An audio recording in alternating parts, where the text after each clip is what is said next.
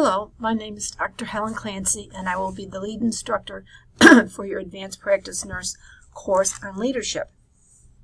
I'm thrilled to have with me two adjuncts, Jolene Kittle, who works as the Trauma Program Manager at University, who taught the course last year, and Jennifer Johnstone, the Director of Professional Practice and Innovation at the hospital.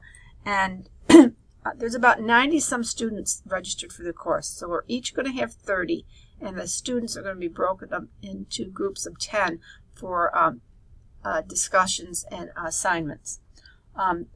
Looking at the syllabus, we have course descriptions that kind of is generic for a leadership course, and then we have the essentials. To be accredited by the CCNE, you have to meet the essentials. And one of your first assignment is to look at the essentials and speak to the ones that resonate with you. And at the master's level, your discussions boards have been changed to scholarly discourse.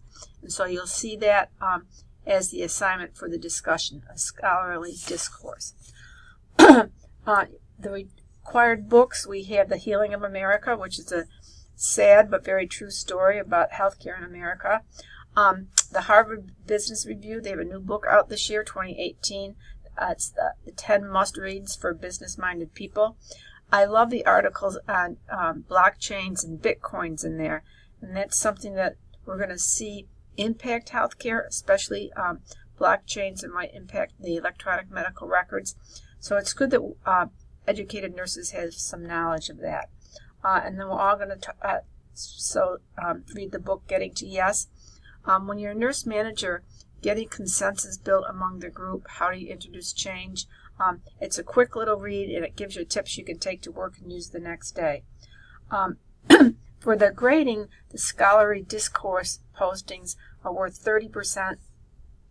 A big assignment in this course is the practice proposal. And I've broken up this into two papers to do the first half and submit it, and then do the second half. And I'm going to talk about that more in a second. And then when you do submit your practice proposal, paper 1 and paper 2, you're going to load it to like a discussion board area. You are to read several of your peers and just select one and compare and contrast their practice proposal ideas to yours. And then the leadership paper is worth 30%. The grade distribution is the same as it is in all master's courses. We do not round up. An A is 90 to 100, a B is 80 to 89, a C is 70 to 79. In the schedule, I've kind of blocked out or written out the assignments in bold.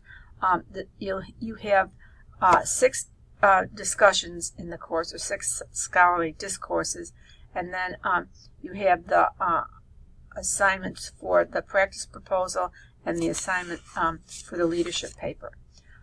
The first module, there's 9 modules in the course, speaks to the essentials of the master's education and just to introduce yourself.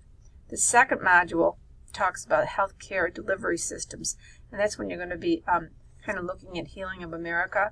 And you should begin looking at the support documents for the NP practice proposal. You're going to have to build a business plan. When you're out in practice, probably a couple of years, you might start thinking, geez, I want my own practice. And you really need to know what the work it takes to build a legitimate practice on your own or with a partnership or whatever. So you're going to be writing a business plan to that. The headers for the business plan are in the support documents. You're going to have a table of content that you probably hand in the second paper, not the first. And the executive summary is going to be done last. This is a very typical business plan that if you were going to the bank for a loan, you would have to complete. And there's headers in the table of contents. Use those headers to address each of the elements.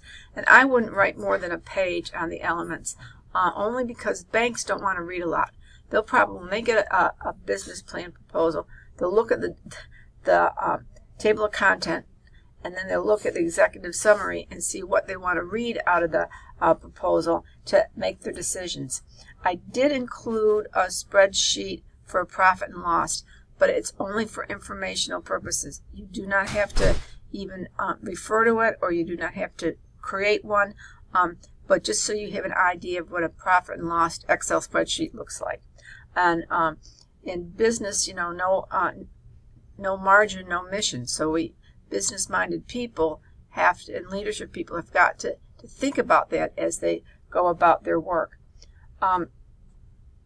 The first part of the paper will have the general company description, the product and services. And the second part of the paper will have the marketing plan, the operational plan, the management and organization, and the startup expenses. And then some words to the financial plan, but not a financial spreadsheet. Just follow the source documents as you write your paper. Keep it concise, because as I said, banks don't want a lot of wordage.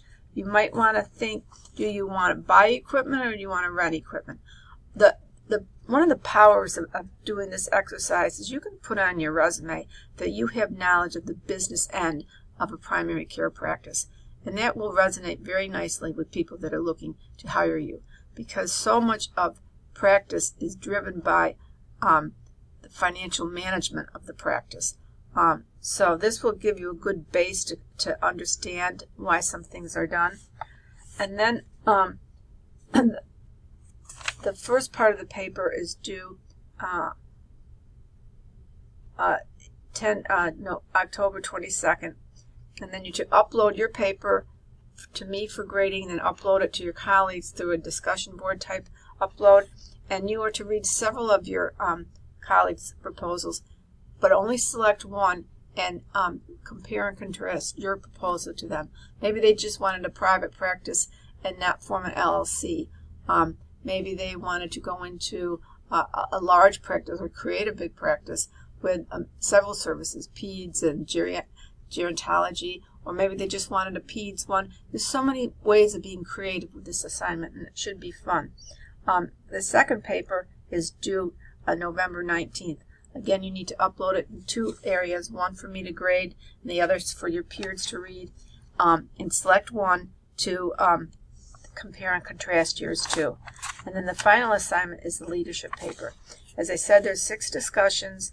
I like to have your discussions written in a scholarly manner, and I like at the master's level your words should be supported by the literature. As I said, we have 3 instructors for this course. I think it's under introduction or early in the course. You'll see who your instructor is, who's going to grade your papers. If you have questions, refer to the instructor that's overseeing your work first, and then if you need to, certainly contact me. I go on my email in the morning and at night, so if I don't get back to you within 24 hours, maybe I didn't get your email, so you should probably send it again. But the course should be informative. A lot of times the instructors or myself will maybe send you out an announcement with a link to a good article that just came out that morning or whatever. Intelligent nurses need to really keep a pulse on what's happening from a healthcare policy perspective, and also from a CMS regulation standpoint. It's interesting as I focus in on my area of liking, which is a healthcare policy, how the changes in the regulations are affecting some of our practice. So it's interesting, and I'll share articles that I find that will stimulate your thoughts as you go through a leadership course. Again, I look forward to working with you. I want you all to be successful. Don't hesitate to contact your respective professor or myself, and hopefully you'll have fun with this course. Thank you very much.